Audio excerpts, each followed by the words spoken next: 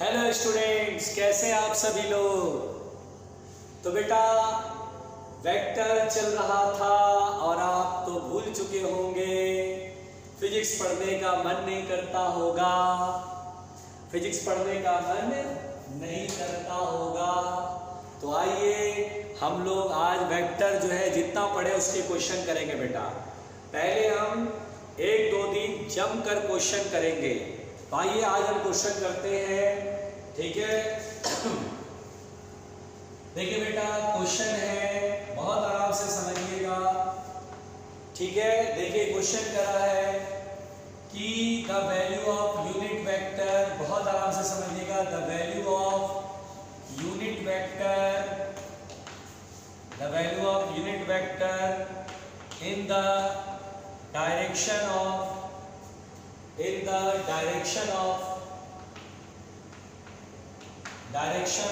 a vector equal to 5i cap minus 12 j cap is, value आप नहीं बोल सकते, वैल्यू तो मैग्नीट्यूड लगता है। The unit vector in the direction of a vector is. तो देखो बेटा, अगर मुझे यूनिट वेक्टर बतानी इस डायरेक्शन में, ऑप्शन ही लिख रहा हूं, है ना।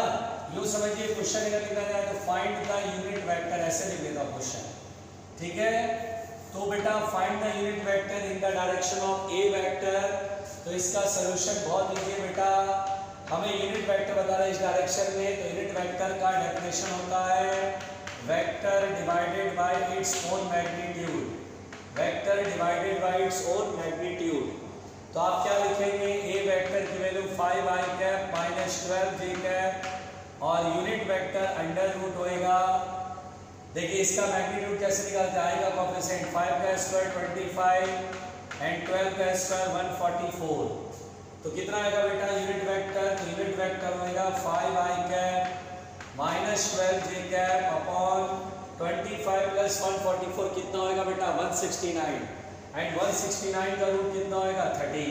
तो this is our answer, this is our answer. Simple question होता बेटा। और बनाते हैं, परेशान नहीं होना। देखो नहीं आया वीडियो रिप्ले कर लेना, लेकिन परेशान मत होना। और क्वेश्चन बनाते हैं एंड डोंट वरी रहना, ठीक।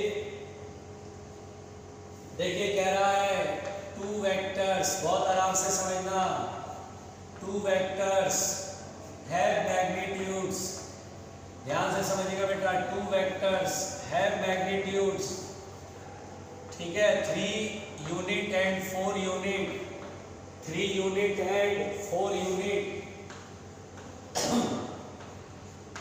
4 यूनिट रिस्पेक्टिवली,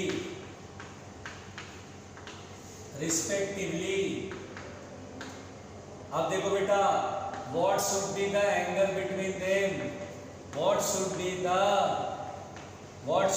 द एंगल, आराम से समझिएगा, what should be the angle between them if the magnitude of resultant is, अगर मान लो बेटा मैग्नीट्यूड है रिजल्टेंट का, है ना, first 1 unit, second 5 unit and third बहुत आराम से 7 यूनिट। तो देखिए इस क्वेश्चन को अपन लोग कैसे बनाएंगे बेटा।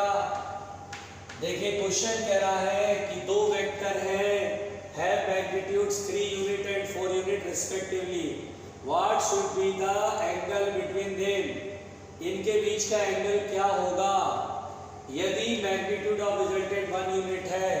देखिए फर्स्ट पार्ट सॉल्व कर रहे हैं, रिजल्टेंट अगर 1 यूनिट है, ऐसा लगेगा बेटा 4 और 3 का डिफरेंस, 4 - 3 तभी तो बनाएगा। और ऐसा कब होता है, दो वेक्टर का मैग्नीट्यूड सब्ट्रैक्ट कब करते हैं रिजल्टेंट निकालने के लिए, जब दोनों वेक्टर एक दूसरे के अपोजिट होता है, याद है। ऐसे दो वेक्टर अपोजिट होता है, जैसे देखिए 4 यूनिट है और ये 3 यूनिट है, तभी तो सब्ट्रैक्ट करते हैं बेटा। रिजल्टेंट अगर मैं कहूँ तो क्या करोगे, सब्ट्रैक्ट करके ही तो निकालोगे। तो एंगल कितना होएगा 180 डिग्री। सिंपल, बिना कैलकुलेशन के सिंपल कहानी बन रही है। Second 5 unit, resultant 5 unit. बताओ बेटा रिजल्टेंट 5 यूनिट कब होएगा? 3 और 4 रिजल्टेंट 5 ऐसा कब होता बेटा? जब दोनों एक दूसरे के परपेंडिकुलर, 3 और ये 4, तो देखिए इसका रिजल्टेंट 90 डिग्री एंगल होता है, तभी तो 5 आता है। या कैलकुलेशन करके दिखाऊं? इतना तो बनाते बनाते आदत हो जाता है ना भाई। तो दोनों वेक्टर बीच का एंगल कितना होएगा? 90 डिग्री। और 7 यूनिट, देखो 7, बताओ बेटा 7 यूनिट कब आएगा? 7 यूनिट तब आएगा बेटा जब ऐड करोगे, एंगल इज 0 डिग्री। ऐड कब करेंगे? जब पैरेलल होता है। तो 1 यूनिट कब होगा? जब 180 डिग्री का एंगल होगा। 5 यूनिट कब होगा? जब 90 डिग्री का एंगल होगा। 7 यूनिट कब होगा? जब 0 डिग्री का एंगल होगा। सिंपल क्वेश्चन, आसान है ना? और बनाते हैं, परेशान नहीं होना बेटा। नहीं आता है दोबारा वीडियो रिप्ले करके समझने की कोशिश करो, फिर नोट्स पे लिखो, फिर रफ में प्रैक्टिस करो इन क्वेश्चंस को, तो आपको आ जाएगा। ठीक है,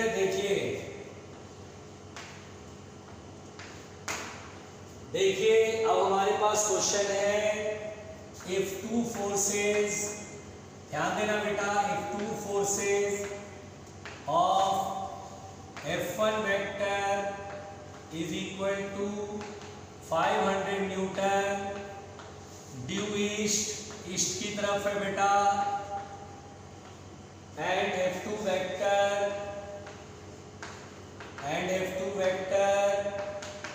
250 newton due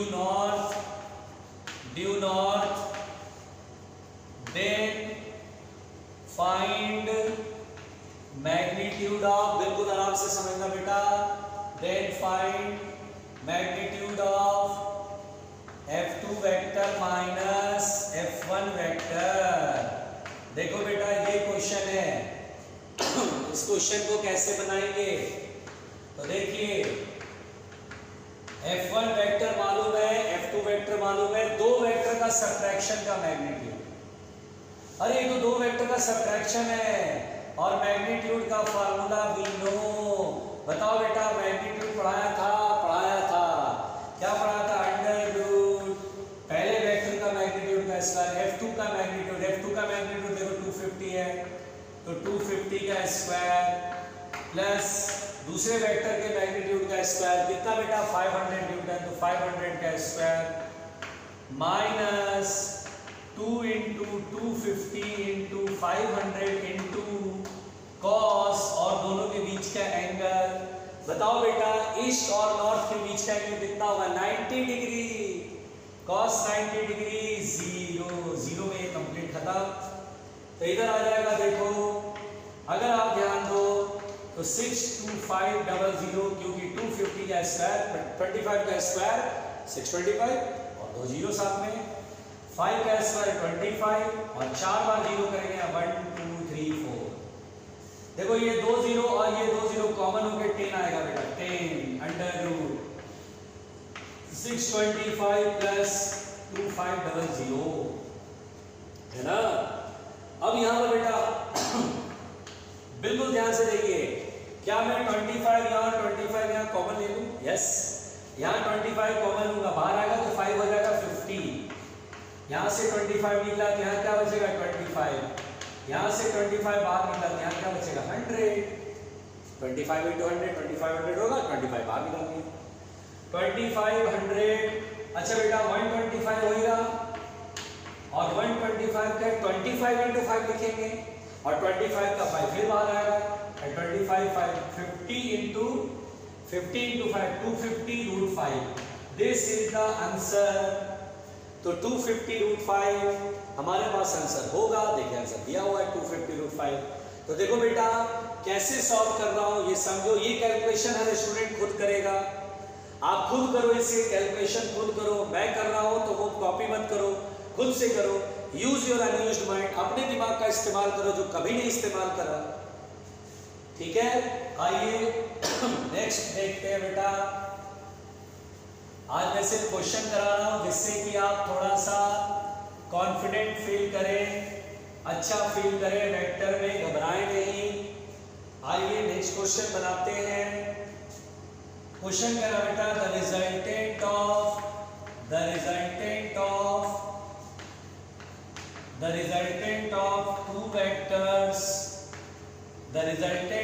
two vectors a vector and b vector, two vectors a vector and b vector is perpendicular to a vector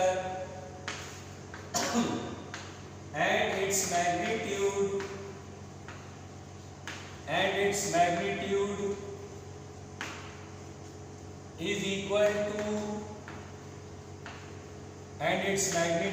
is equal to half the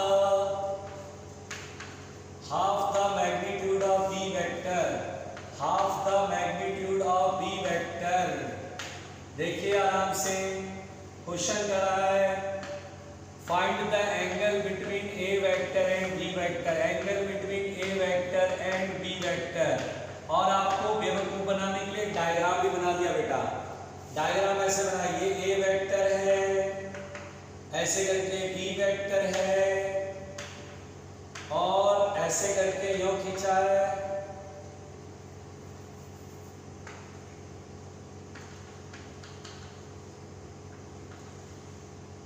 ये खींचा है रिजल्टेंट वेक्टर आर वेक्टर, ऐसे खींचा बेटा and this is A vector. अब मुझसे बोला बनाइए, तो देखिए अपन इसका सलूशन पहले तो ये डायग्राम दिया गया है क्वेश्चन के अंदर ही है, नहीं देखा तो भी बना लेते, ऐसे क्वेश्चन बनाया हमने। The resultant of two vector A vector and B vector is perpendicular to A vector, देखिए रिजल्टेंट है जो ए वेक्टर के परपेंडिकुलर है, ओके। और फिर बोला its magnitude is equal to half the magnitude of B, यानी इसका जो मैग्नीट्यूड होगा बेटा बी का हाफ, यानी अगर बी का मैग्नीट्यूड बी है तो ये कितना होगा b/2 होएगा। तो कह रहा है एंगल बिटवीन ए, तो देखो बेटा जैसा ये वेक्टर है, क्या ये लाइन बिल्कुल पैरेलल है इसके, ये लाइन पैरेलल है, जितना लेंथ है उतना ही लेंथ है, इसी को बी वेक्टर समझना बेटा, इक्वल वेक्टर से इसका मैग्नीट्यूड बी, और मुझे ए वेक्टर और बी वेक्टर बीच का एंगल ये निकालना है बेटा ये। तो थोड़ी देर के लिए इसे थीटा सपोज कर लें, यूज योर माइंड। अब देखिए राइट एंगल ट्रायंगल है, थीटा के सामने वाली साइड परपेंडिकुलर, बेस का पता नहीं है क्या मैग्नीट्यूड है, हाइपोटेन्यूस पता है b और ये b/2 है।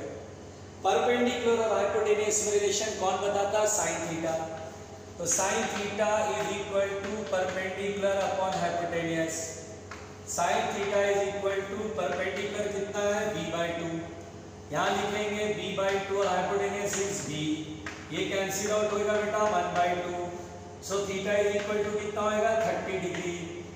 अगर ये 30 है, हेड टेल मिलता है तभी तो बार वाला एंगल बताते हैं दोनों वेक्टर के बीच का एंगल। अगर ये 30 है तो 180 में से 30 जाएगा तो ये कितना होगा 150। Angle between A vector and B vector, equal to 180 degree minus 30, that is ये आएगा 150 डिग्री। देख रहे हैं कितना आसान है क्वेश्चन, घबराना नहीं है, डरना नहीं है, बहुत इजी होता है बेटा क्वेश्चन, ठीक है। और क्वेश्चन करते हैं, डोंट वरी रहना, परेशान मत होना, ठीक है। देखिए मैं इसे मिटा रहा हूं, नहीं आया दोबारा वीडियो रिप्ले करके समझना। नेक्स्ट क्वेश्चन, बिल्कुल परेशान नहीं होना।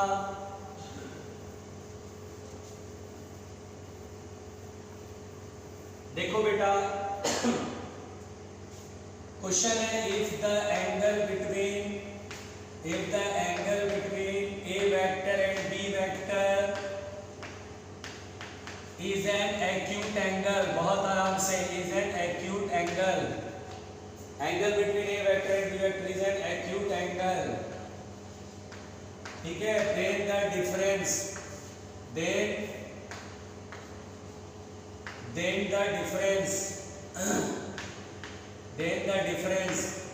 ए vector minus B vector is, देखिए मैं इसमें ऑप्शन भी लिख रहा हूं बेटा, लिख रहा है the major diagonal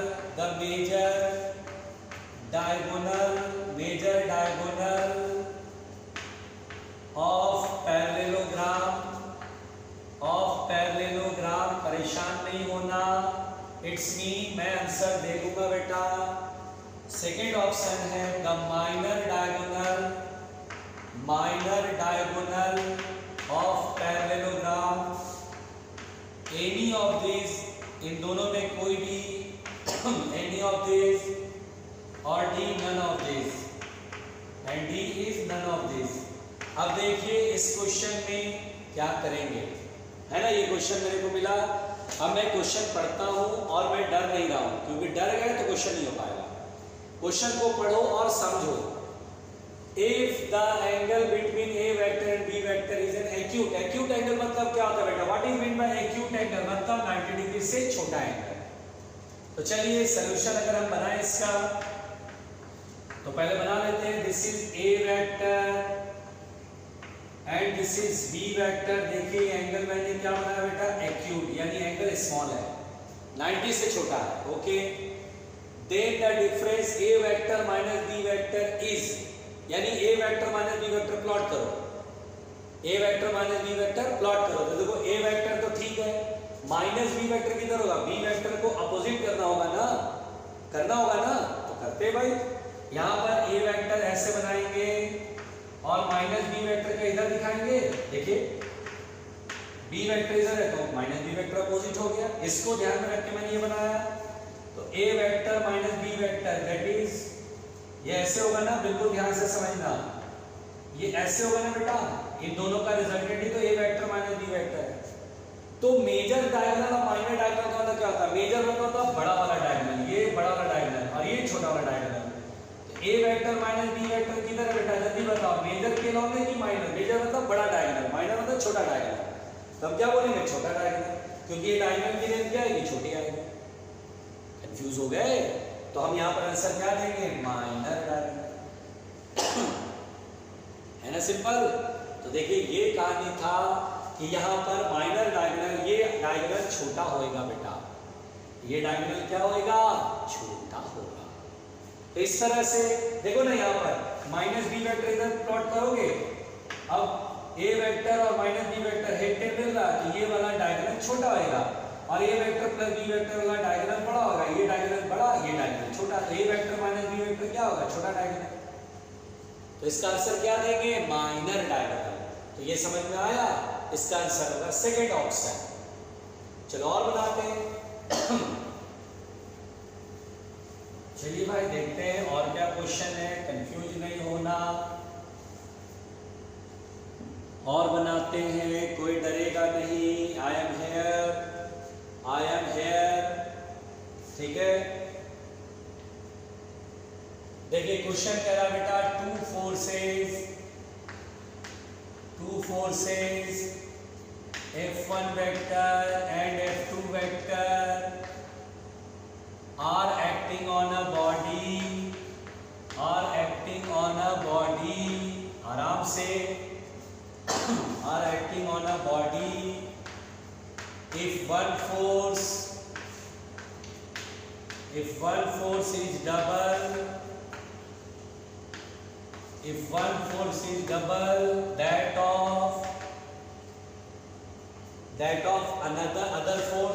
of other force, and the resultant is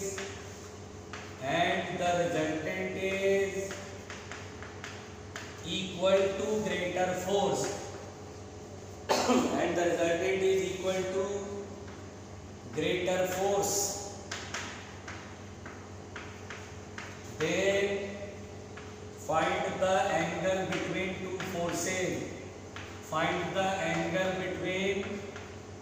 two forces.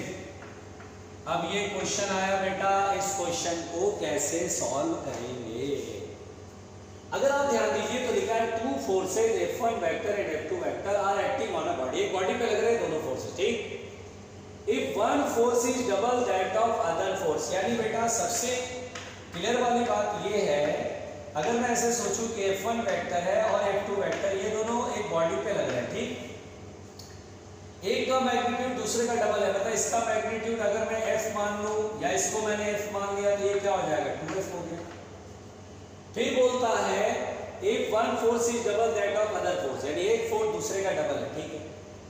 And the resultant is equal to greater force, इनका जो रिजल्टेंट है बेटा वो उसका मैग्नीट्यूड बड़े वाले फोर्स के मैग्नीट्यूड के, बड़े वाला फोर्स 2F है उसके बराबर है। तो बोलता है angle between the two forces. तो यार रिजल्टेंट का मैग्नीट्यूड मालूम है तो रिजल्टेंट के मैग्नीट्यूड का फॉर्मूला लगा दो, क्योंकि इन दोनों के बीच का एंगल निकालना है। रिजल्टेंट का formula a square that is f1 square plus b square that is f2 square plus 2f1 f2 cos theta. देखो बेटा सिंपल कहानी है, थीटा क्या है, f1 वेक्टर और f2 वेक्टर के बीच का एंगल, और यही हमें सॉल्व करना है। रिजल्टेंट का वैल्यू कितना है 2f, स्क्वायर करोगे तो 2f का स्क्वायर कितना हो जाएगा 4f स्क्वायर, रूट हट जाएगा। f1 की वैल्यू कितना है f स्क्वायर, f2 वैल्यू कितना है 2f 4f square plus 2f into 2f, क्योंकि f1 की value f, f2 value 2f cos theta. 4f square से 4f square cancel out, f square इधर आएगा minus f square is equal to 2 या 4f square cos theta. सो बेटा यहाँ पर cos theta equal to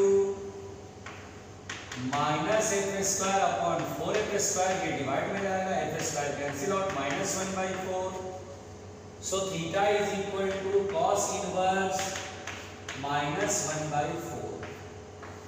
ये हमारा आंसर होगा, answer cos inverse minus 1/4। Simple कहानी है, जो डर गया वो रह गया, जो डर गया वो रह गया। और देखें, और क्वेश्चन बनाएं, चलो भाई और हाँ चलो बेटा, चलो बेटा, देखिए बनाते बेटा, मिटा रहे इसे, नहीं आया क्वेश्चन को दोबारा देखो कैसे बनाया मैंने।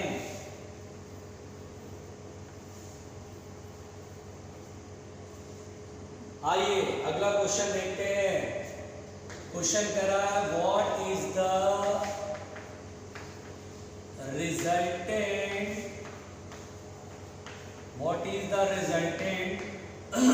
ऑफ द फॉलोइंग, आराम से समझना, फॉलोइंग 3 कोप्लेनर फोर्सेस,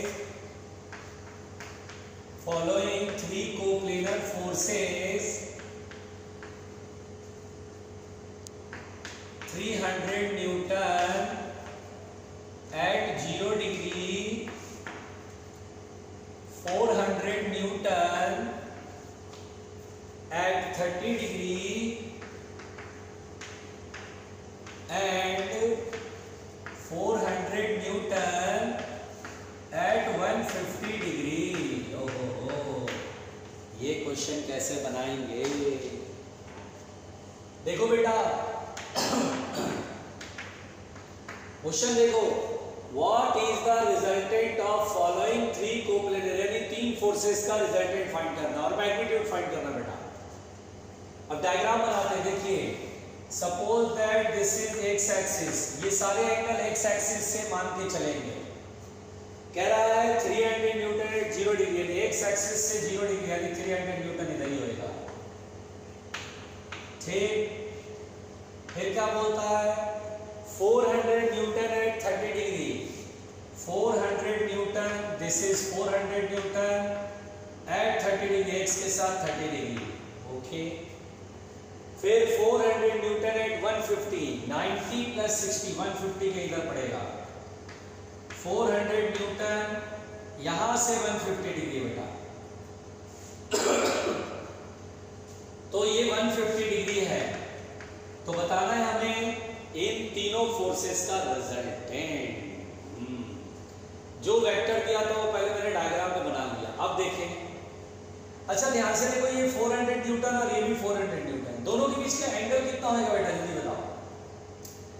150 में से 30 जाएगा तो 120 होएगा।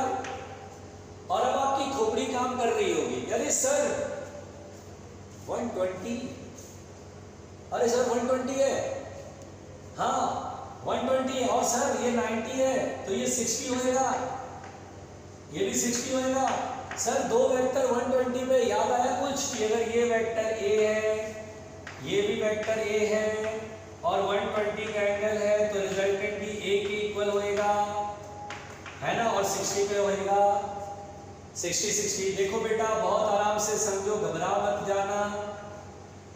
अगर आप देखो तो 400 400 120 तो रिजल्टेंट में दोनों का 400 आएगा। और कहां पर होगा, क्या y एक्सिस के लॉन्ग होगा, तो बोलेंगे यस कैसे, ये 60 तो रिजल्टेंट बीचों बीच होएगा। तो यहां पर बेटा यह क्वेश्चन बहुत आसान हो गया।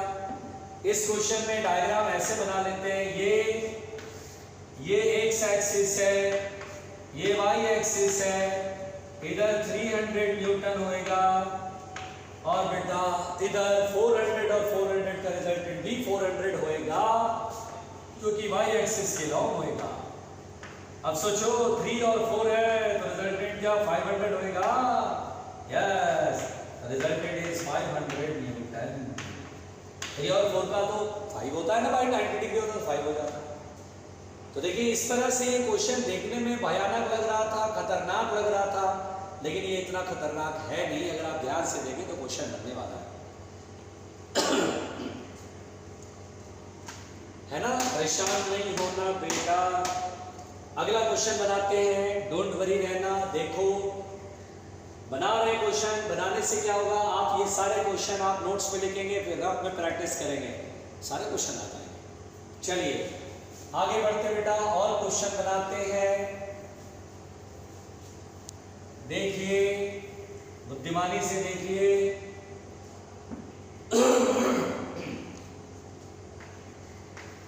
If the magnitudes of the vectors, if the magnitudes of the vector A vector, B vector and C vector are 6, 8 and 10 units, and if A vector plus B vector equal to C vector है, तो कह रहा है find the, नहीं ऐसे लिखा है, the angle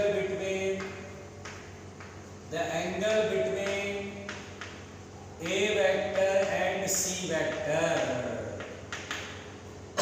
option लिख दिया बेटा, π/2, सेकेंड ऑप्शन है आर्क cos 0.6, सी दिया आर्क tan 0.75 और लास्ट है π/4। इस क्वेश्चन को कैसे बनाएंगे, तो देखिए कह रहा है if the magnitude of the vectors A vector B vector and C, A का मैग्नीट्यूड 6, B का मैग्नीट्यूड 8 एंड C का magnitude 10, right, if A vector plus B vector और C vector, the angle between A vector and C vector. देखिए बेटा angle between A vector and C vector है, ओहो A vector plus B vector equal to C vector है। C vector तो resultant हुआ। तो अगर आप ध्यान से देखिए बेटा 6, 8 और 10 का कॉम्बिनेशन राइट एंगल ट्रायंगल में होता है। देखिए राइट एंगल ट्रायंगल में 3, 4, 5 का भी कॉम्बिनेशन बनता है। जैसे ये ट्रायंगल है, ये 3, ये 4, ये 5, याद रखना है। फिर आपको 5, 12, 13 का भी कॉम्बिनेशन क्या होता है, राइट एंगल ट्रायंगल होता है। ये 5, ये 12 तो अपने आप पाइथागोरस थ्योरम लगा तो 13 आ जाएगा, पाइथागोरस थ्योरम फॉलो हो रहा है। 6, 8 और 10 भी पाइथागोरस थ्योरम फॉलो करता है क्योंकि 6 का स्क्वायर 36, 8 का स्क्वायर 64, अंडर रूट करोगे तो 10 आ जाएगा। ये भी पाइथागोरस थ्योरम फॉलो करता है। ये सब कॉमन सेंस न्यूमेरिकल बनाते बनाते आप एक्सपर्ट हो जाएंगे, तुरंत देखेंगे 6, 8, 10। नॉर्मली जिसको नहीं पता वो अटकेगा, और जिसको पता चल गया अगर 6, 8, 10 भाई राइट एंगल ट्रायंगल में पाइथागोरस थ्योरम का फॉलो हो रहा है लोग। तो देखिए अब लेंगे बड़ा वाला साइड, तो भैया बड़ा वाला साइड तो होता है हाइपोटेनियस, होगा कि नहीं होगा बेटा। तो चलिए A वेक्टर को 6 ऐसे रिजल्ट, देखिए A वेक्टर में ऐसे दिखा दूं, इसका मैग्नीट्यूड 6, B वेक्टर को मैं 8 दिखा दूं, तो देखिए ये रिजल्टेंट यहाँ से यहाँ हेड टेल होता है ना बेटा, हेड टेल में था तो ट्रायंगल और से ये सी वेक्टर 10 हो गया। देखिए स्मार्टली मैंने यहाँ पर कहानी बनाया।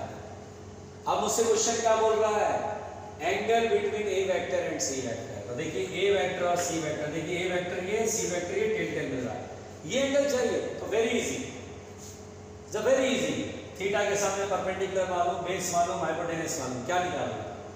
ये तो π/2 होना नहीं है, π/4 होना नहीं है, और ये कट गया। आर्क मतलब तो बेटा cos इनवर्स 0.6, इसका मतलब होता है cos इनवर्स 0.6, इसका मतलब ये होता है आर्क मतलब होता है इनवर्स, आर्क लिखा है तो tan इनवर्स 0.75। चलिए पहले cos निकालते हैं, cos थीटा इक्वल टू क्या होगा, बेस अपॉन हाइपोटेनियस। बेस क्या है 6 और हाइपोटेनियस 10, 6 by 10 that is 0.6, तो theta is equal to cos inverse 0.6। हाँ ये सही है। tan भी चेक कर लें, चलो tan भी चेक कर लेते हैं। tan theta is equal to होगा परपेंडिकुलर अपॉन बेस 8/6, 8/6 यानी 4/3, तो 1 पॉइंट समथिंग आ जाएगा, क्योंकि ये 0 पॉइंट है, ये नहीं होगा। Answer is B.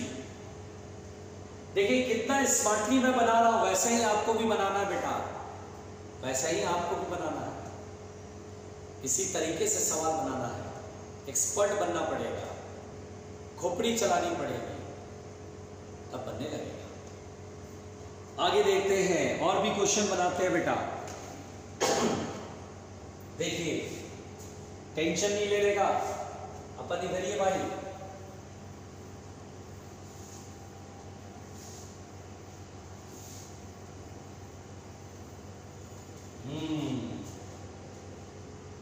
देखिए और बनाए ना, चलो बनाते हैं भाई।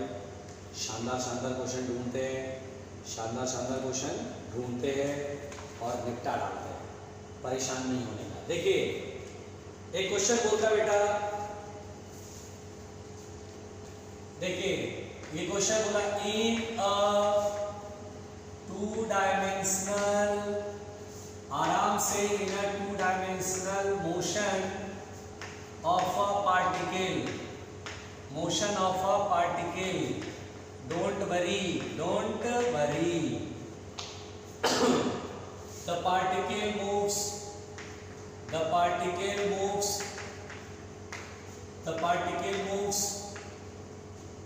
from point A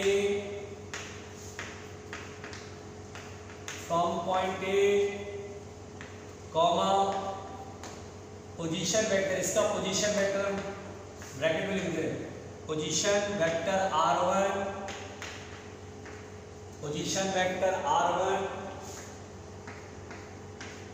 to point B. घबराना नहीं बेटा, घबराना नहीं, मैं सॉल्व करूंगा, परेशान मत होना, आप देख लेना। Point B position vector r2 है, पोजीशन वेक्टर r2 वेक्टर है। बोलता if the magnitudes of these vectors are, these vector यानी r1 vector and r2 vector, these vectors are r1 equal to 3 and r2 equal to 4, and the angle they make, and the angle, घबराना नहीं, and the angle they make with the x-axis are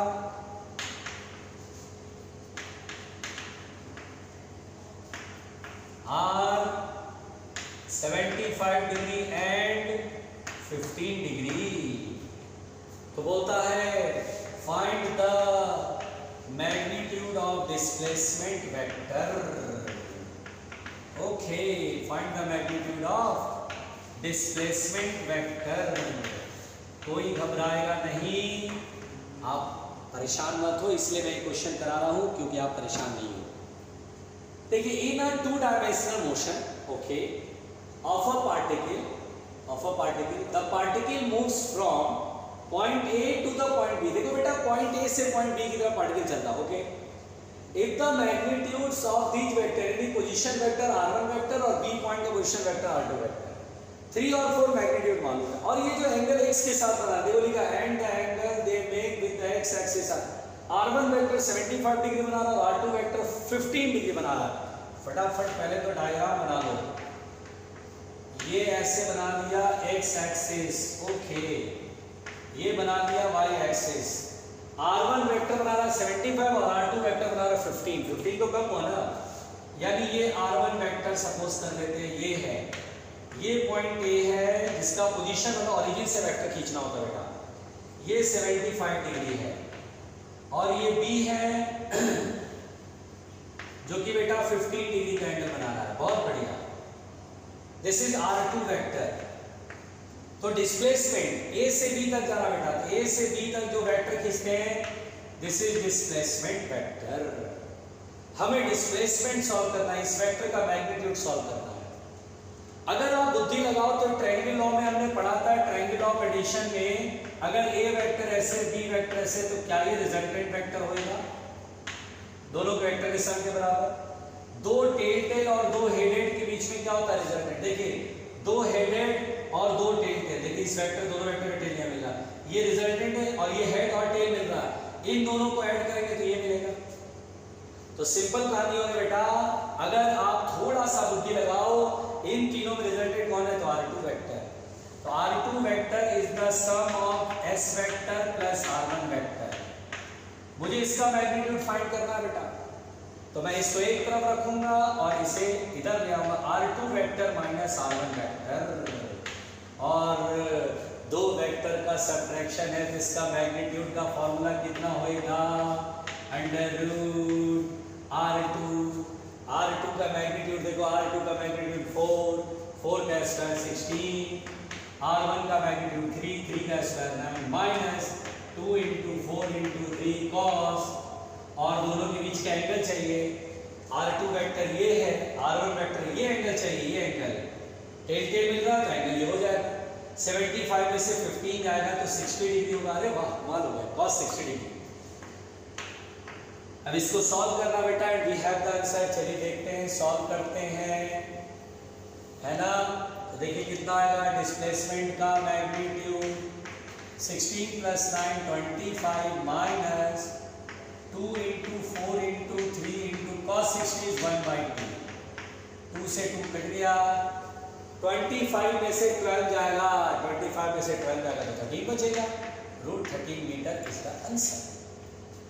आ गया समझ में? आज तक के लिए यहीं तक बेटा। आज जो मैंने क्वेश्चन कराया इसको ठीक से प्रैक्टिस करना, तो ठीक है, ओके, थैंक यू।